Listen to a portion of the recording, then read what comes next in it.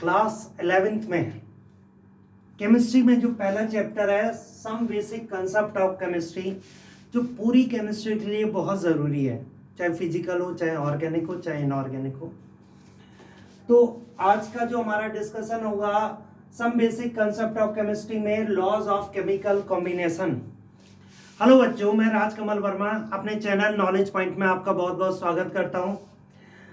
और आज की स्टार्टिंग हम कर रहे हैं पहले चैप्टर में लॉज ऑफ केमिकल कॉम्बिनेशन से। हमने पहले भी बताया था, अपने पहले जो नोटिफिकेशन लेक्चर दिया था हमने, तो उसमें बताया था कि हम केमिस्ट्री को रटना नहीं है, केमिस्ट्री के साथ हम लोग मस्ती करेंगे। ठीक है, तो चलिए हम स्टार्ट करते हैं लॉज ऑफ केमिकल कॉम्बिनेशन में। जो फर्स्ट लॉ है लॉ ऑफ कंजर्वेशन ऑफ मास, और ये दिया था बाई, ये देखो साइंटिस्ट का नाम जरूर याद रखें, ए एल लेवोसियर।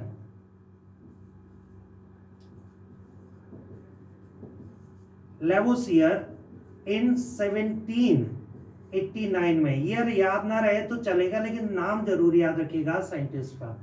लेवोसियर ने ये 1789 में दिया था। जानते हो क्या बताया? देखो सभी को पता है law of conservation of mass क्या है। Mass can neither be created nor be destroyed but it can be transformed from one form to another form.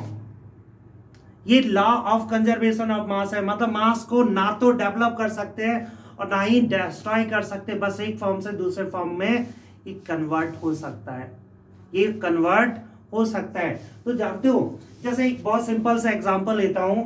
हमने कहा कि हमारे पास में ये 1 kg मिल्क है, 1 kg मिल्क, और इस 1 kg मिल्क में, इस 1 kg मिल्क में हमने ऐड कर दिया, देखो 1 kg मिल्क में हमने 100 ग्राम कर्ड ऐड कर दिया, 100 ग्राम दही कर्ड ऐड कर दिया। तो जानते हो हमारे पास जैसे 4-5-6 घंटे के लिए छोड़ दिया तो हमारे पास ये पूरा का पूरा दही बन जाएगा, और जो मिलेगा वो 1100 ग्राम कर्ड का फॉर्मेशन हो जाएगा। तो देखिए before mixing milk and curd total mass कितना है 1100 ग्राम, और आफ्टर मिक्सिंग क्या मिल रहा है 1100 ग्राम। मतलब ये लॉ ऑफ कंजर्वेशन ऑफ मास को फॉलो करता है। किसको फॉलो करता है बेटा? लॉ ऑफ कंजर्वेशन ऑफ मास को फॉलो करता है। क्लियर हो गया बच्चे कि नहीं? और भी बहुत सारे एग्जांपल, आप किचन में जाएंगे फुल मस्ती करिएगा law of conservation of mass के साथ में। आप बोलेंगे कि सर क्या ये खाना बनाने में भी यूज कर सकते हैं? बिल्कुल कर सकते हैं। कैसे? देखो रोटियां बनी, 1 किलो आटा, सपोज उसमें 300 ग्राम पानी मिलाएगा, टोटल मास कितना हो गया 1300 ग्राम। अब जब रोटियां बनेंगी तो उसका मास कितना होना चाहिए? क्वेश्चन आता है 1300 ग्राम। क्या होना चाहिए बेटा? जानते हो 1300 ग्राम तो होगा, लेकिन साथ में एक चीज और मिस कर रहे हो। जब रोटियां बनती है तो कुछ पानी ऐसे वाटर वेपर के फॉर्म में इवेपोरेट हो जाता है, तो उसका भी मास जोड़िए, तो टोटल मास जो चपाती बनी हुई है और साथ में जो स्टीम इवेपोरेट हो गई है उसका टोटल मिला के अभी भी मास क्या रहेगा 1300 ग्राम। अब तो हर जगह अप्लाई करिए, सब्जी बनाने में भी अप्लाई कर सकते हैं, जलेबियां बन रही वहां भी अप्लाई कर सकते हैं, समोसे बन रहे वहां भी अप्लाई कर सकते हैं। मतलब इन सब जगह आप क्या कर सकते हो? Laws of chemical combination apply कर सकते हैं। अब बात करते हैं इसका केमिकल रिएक्शन के फॉर्मेट में कैसे लिखेंगे। इन केमिकल रिएक्शन, तो मैंने लिखा इन केमिकल रिएक्शन, केमिकल रिएक्शन के केस में तो जानते हो क्या हो गया? एक एग्जांपल लेते हैं। हमने कहा कि एग्जांपल है हमारे पास में, हमने एग्जांपल लिया C+O2 कन्वर्ट इनटू CO2। किसमें कन्वर्ट हो रहा है? CO2 में। ठीक है, और हमने कहा कि देखो टाइम t = 0 पर इसका मास ले लिया 12 ग्राम और इसका मास ले लिया 32 ग्राम, और ये मास हो रहा है 0। t = 0 का मतलब समझिए कि जब रिएक्शन अभी स्टार्ट भी नहीं हुई है। क्या बात करें? जब रिएक्शन स्टार्ट भी नहीं होगी, वही है। हमने कहा कि सपोज 10 सेकंड में ये जो रिएक्टेंट है अपने अमाउंट का आधा रह जाता है, तो हमने लिखा कि भाई t इक्वल्स टू 10 सेकेंड, ये बचा 6 ग्राम और ये बचा था 16 ग्राम, कितना 16 ग्राम, और देखा ये 22 ग्राम है, ये कितना है 22 ग्राम। और फिर बोला कि रिएक्शन जब कंप्लीट होती है तो रिएक्टेंट तो जीरो सारा का सारा प्रोडक्ट में कन्वर्ट हो जाता है, तो हमने लिखा T completion, T final, final ये हो गया जीरो, ये जीरो, ये 44 ग्राम। अब टोटल मास चेक कर देते हैं, क्या चेक करते हैं टोटल मास, तो तीनों केस में हमने लिखा टोटल मास। यहां से देखिए पहले केस में जीरो, यहां पर पहले देखो क्या आ गया 12 plus 32 plus zero that is 44 gram. दूसरे केस में 6 plus 16 plus 22 total mass 44 gram. और तीसरे केस में 0 plus 0 plus 44 that is equal to क्या हो जाएगा बेटा 44 ग्राम। मास हमारे पास में कितना हो रहा है 44 ग्राम हो रहा है। इसका मतलब मास तो कंजर्व है। किसी भी केमिकल रिएक्शन के लिए आप क्या बोलेंगे कि फॉर केमिकल रिएक्शन, किसी केमिकल रिएक्शन में at any time the total mass of reactant and product remains constant. तो बेटा स्टेटमेंट लिखेंगे for any chemical reaction the total mass for reactant and product at any time remains constant. It is the conservation, it is the law of conservation of mass. क्या हो जाएगा बच्चे law of conservation of mass. Clear हो गया। चलिए एक example और लेते हैं। ये स्टेटमेंट लिखना बाकायदा आप नोट्स बना सकते हैं, जो मैं बोल रहा हूँ स्टेटमेंट नोट कर लीजिएगा। अब नोट्स, अब एग्जांपल, एक एग्जांपल लेते हैं। फॉर एग्जांपल एक एग्जांपल है कि हमने क्या किया, क्वेश्चन है कि 8.4 ग्राम 8.4 ग्राम मैग्नीशियम कार्बोनेट MgCO3, ये सॉलिड है, on heating give 6 gram CO2। Find out produced mass of magnesium oxide in this thermal decomposition reaction. तो तुरंत देखिए सॉल्यूशन लिखते हैं। पहले तो रिएक्शन लिखेंगे, जान तो क्या होता है मैग्नीशियम कार्बोनेट, ये सॉलिड है, इसको गर्म करते हैं, ये बनता है मैग्नीशियम ऑक्साइड, ये भी सॉलिड है, और साथ में CO2 गैस रिलीज होती है। साथ में क्या रिलीज होती है बेटा CO2 गैस। तो टाइम t=0 पर चेक करेंगे तो हमारे पास दिया गया 8.4 ग्राम। कितना दिया गया 8.4, ये कितना है 0 देखो टोटल मास क्या हो रहा है 8.4 प्लस 0 तो हमारे पास टोटल मास हो रहा है 8.4। अब देखिए टी कंप्लीशन या टी फाइनल रिएक्शन कंप्लीट हो रही है, तो ये तो हो गया 0, ये x लिख दिया, ये 6 ग्राम।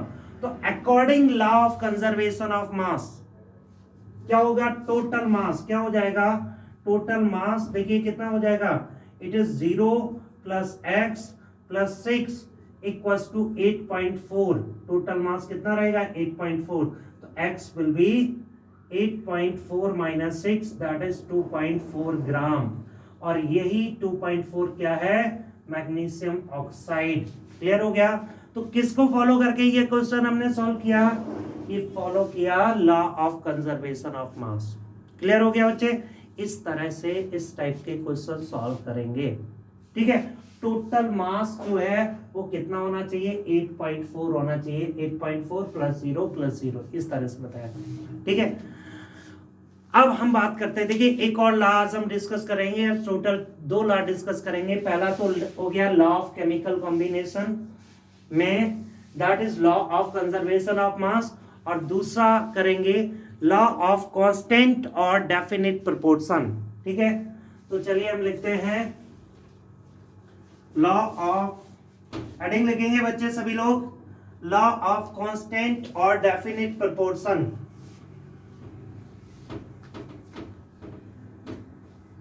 लॉ ऑफ कांस्टेंट और definite proportion, law of constant और डेफिनेट प्रोपोर्शन, डेफिनेट प्रोपोर्शन ये दिया था बाई प्राउस्ट या जे प्राउस्ट लिखा हो, जे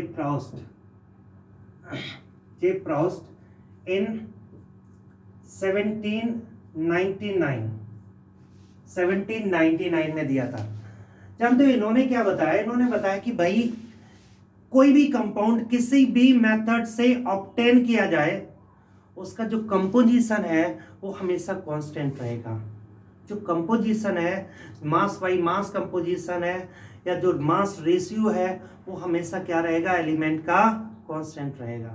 ठीक है, कोई भी कंपाउंड किसी भी मेथड से ऑब्टेन किया जाए, जैसे मैं बात करूं फॉर एग्जांपल, एक एग्जांपल लिया H2O, मास रेशियो क्या हो जाएगा? Mass ratio hydrogen and oxygen that is 2:16, 1:, क्या हो जाएगा? That is 8।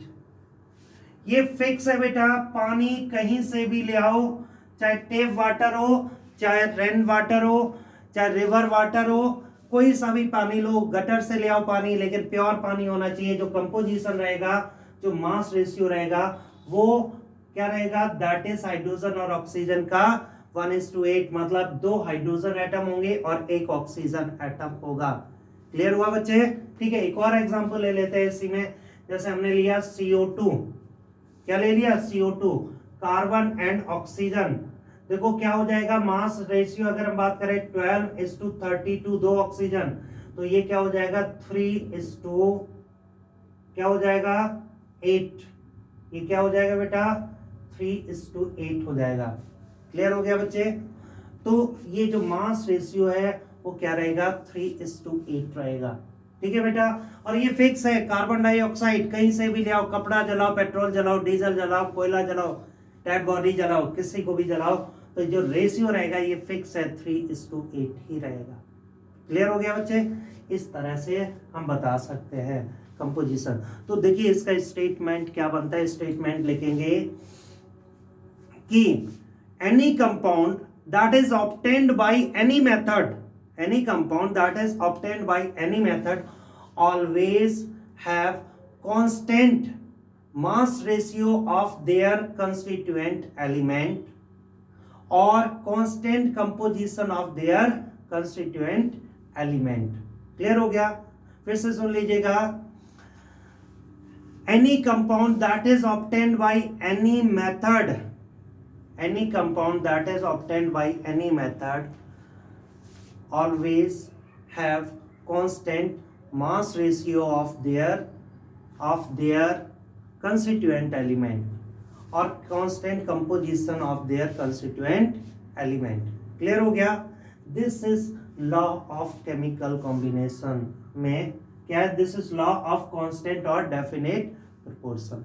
क्लियर हो गया बच्चे? इस तरह से हम करेंगे, इस तरह से। देखिए एक इसमें हम एक क्वेश्चन और सॉल्व करते हैं। जैसे एक क्वेश्चन लिया है, क्वेश्चन लिखा हुआ है, मैं क्वेश्चन बताता हूं कि जैसे एक एग्जांपल लिया हमने, फॉर एग्जांपल है in an experiment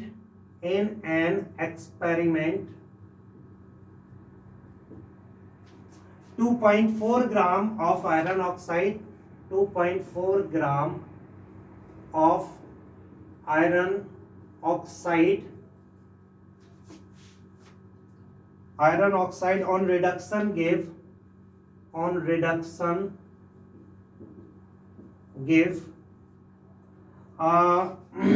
1.68 gram, 1.68 gram of iron, while in another experiment in another experiment 2.9 gram of iron oxide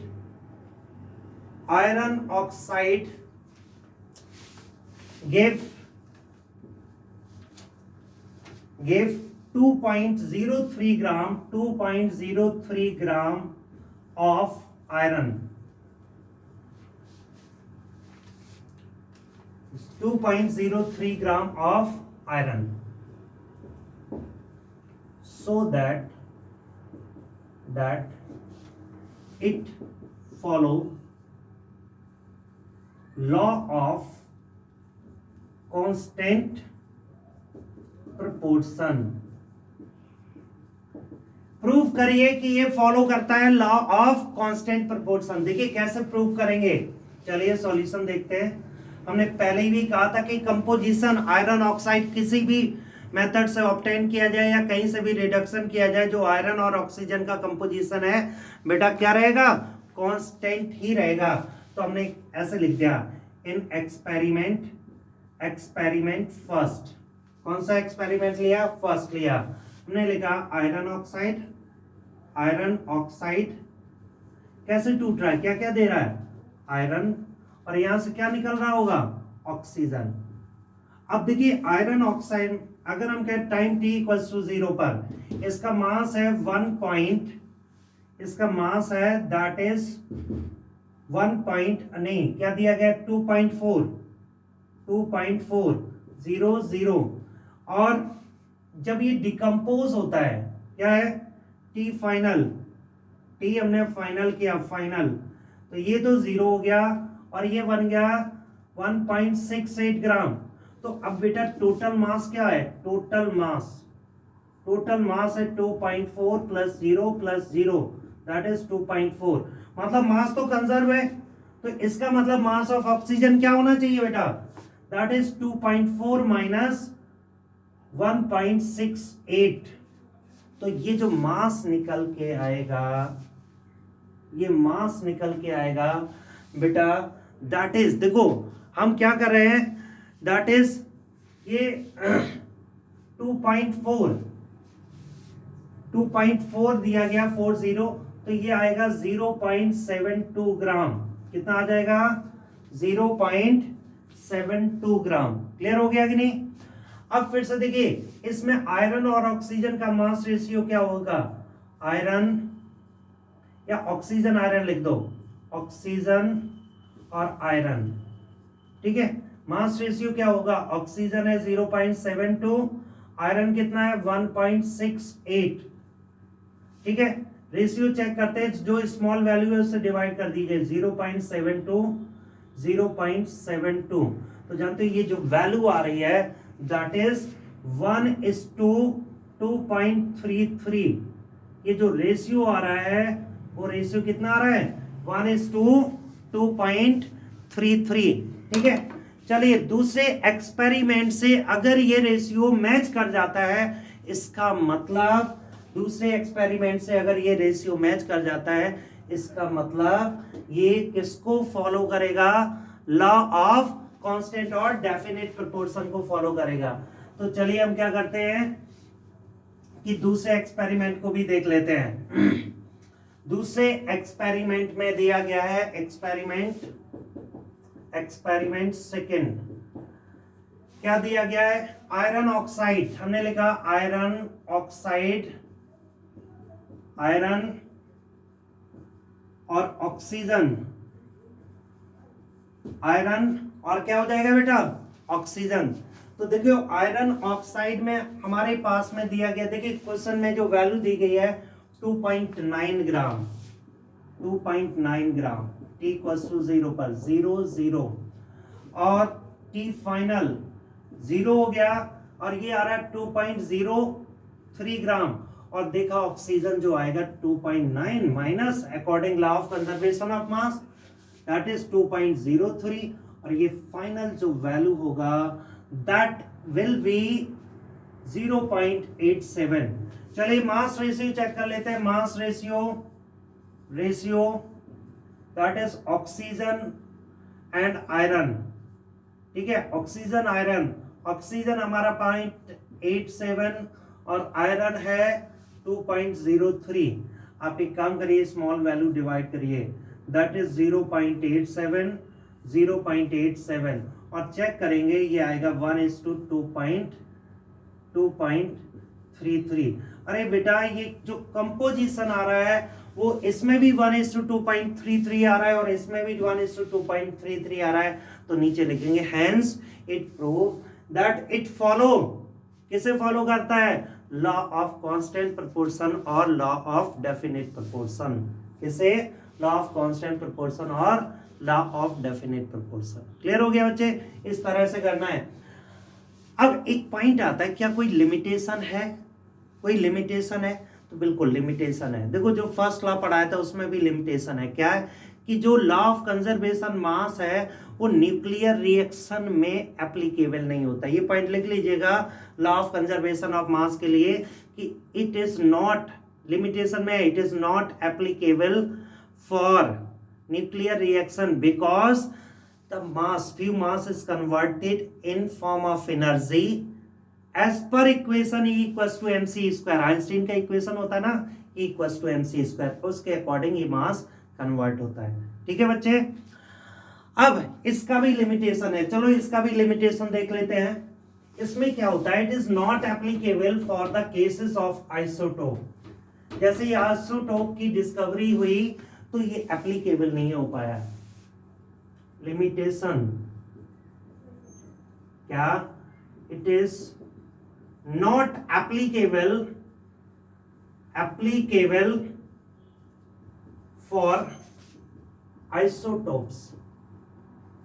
कैसे चेक करते हैं, जैसे हमने कहा CO2, हमने लिया CO2 और कार्बन का इसमें आइसोटोप है कार्बन, दैट इज कार्बन 12 और CO2 और इसमें कार्बन 14 आइसोटोप है। तो देखिए इसमें अगर मास रेशियो देखिए, कार्बन ऑक्सीजन मास क्या है 12:32, कार्बन ऑक्सीजन मास रेशियो क्या है 14:32। देखिए दोनों में मास रेशियो डिफरेंट आ रहा है, इसका मतलब आइसोटोप्स के लिए ये एप्लीकेबल नहीं है। क्लियर हो गया बच्चा।